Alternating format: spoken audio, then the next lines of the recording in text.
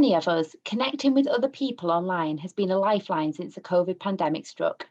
Whether we've enjoyed quizzes with friends and family, online church services and community groups, or just a good catch up with a friend who we haven't been able to see in person recently, it has been so important for our well-being to stay connected with others in this way.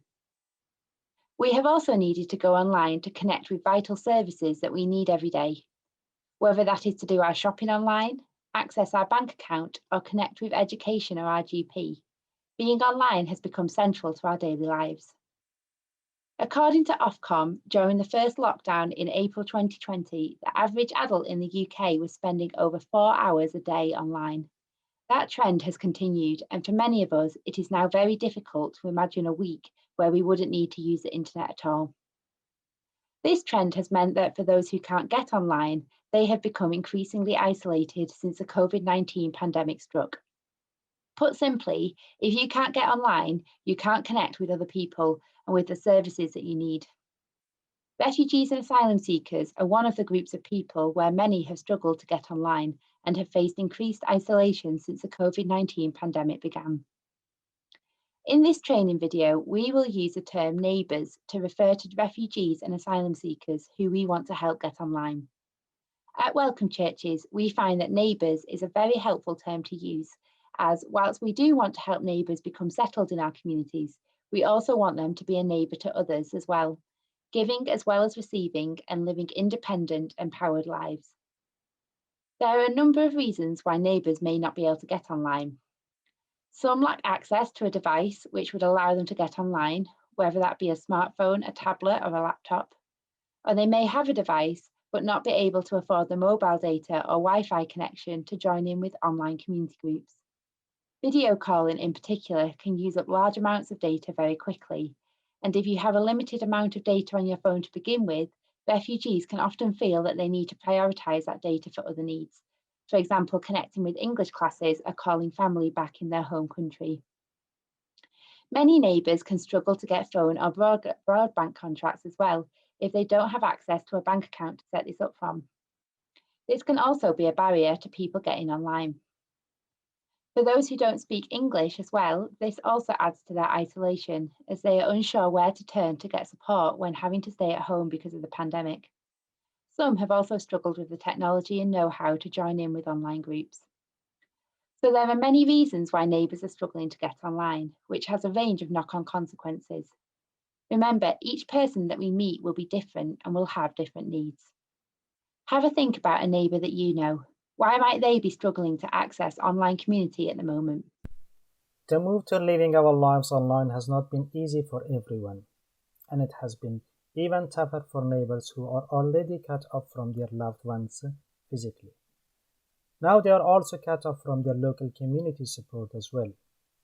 In normal times, many neighbors access support from local churches, community groups, or charities.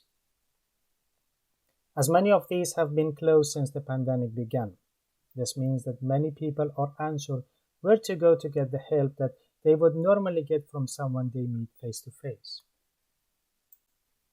In addition, neighbors who are part of local church have struggled to attend church services and programs in person, as the services have either been very restricted in numbers and needing a sign-up procedure, or they have gone completely online. Where programs have moved to an online version, members have often been expected to adopt accordingly.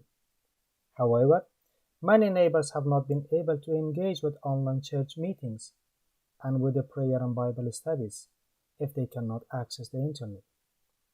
This means that in some cases, they have not been able to join in with the church community at all.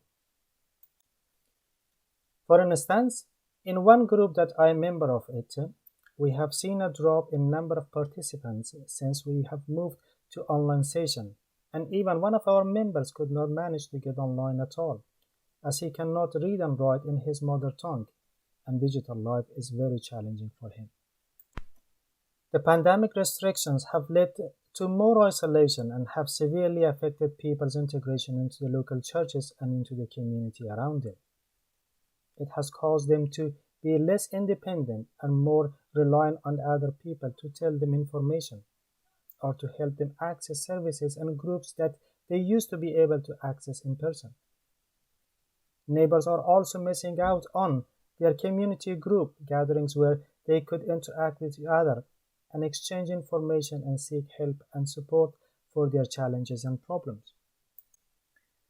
For me, as a refugee, I used to help members of my language community who have a very limited English skill with translation when they wanted to go for a GP appointment or a meeting with their solicitor.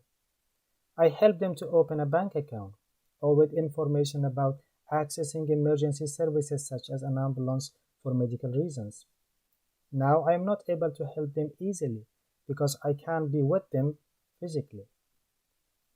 Overall, digital exclusion is not only hindering communication with outside support, but in a long run, it will delay the integration of neighbors into the local community as well. We really need our help with this in a practical ways. Refugees Online will help you think through the different aspects of neighbours struggling to participate online and how to respond as a church in a very practical way. Firstly, we'll help you respond to the fact that some neighbours simply do not have a smartphone, a tablet or a laptop that would enable them to participate online. We will help you make a plan to provide equipment such as laptops, tablets and smartphones for neighbours that you know. There's lots to think through here, such as whether to supply new or used equipment, the criteria for donated equipment, and how to make the laptop or smartphone ready to pass on to someone. You might also want to think through the criteria for who you help first and what to prioritise, and how to tell neighbours that you're running the project. We've thought through the questions and challenges you might face and have put together resources and sample documents for your church to adapt and use that will help you through this process. The second aspect of Refugees Online is to help you as a church think through the challenges for neighbours of connecting online with your church, particularly if a neighbour has limited internet access. As Emily mentioned, connecting to video meetings and online church meetings uses a lot of data. So we'll help you think through how your church can address this problem and provide data in a variety of ways to neighbours that you know. Welcome Churches are partnering with Acts 435, so you can post requests for the cost of donating data to neighbours on their website, allowing people to easily donate to these specific requests that you will create on the Acts 435 website. We will show you how to do this in a separate video. Lastly, Welcome Churches is recruiting digital champions who will be able to give IT support across the UK in various languages. Neighbours will be able to connect with a digital champion who can give them IT support in their own language. This will be a huge help to neighbours who perhaps have equipment and data, or perhaps you have helped them get these, but they still face challenges in downloading Zoom or other apps. It will be a big help to neighbours who struggle to access lessons or online groups, or who simply aren't very techy, and I think we can all understand that. So in summary, as a church, you'll be addressing the lack of equipment, the lack of data or lack of sufficient data, and the challenges of actually getting connected into your church groups and other community groups. So let's get started.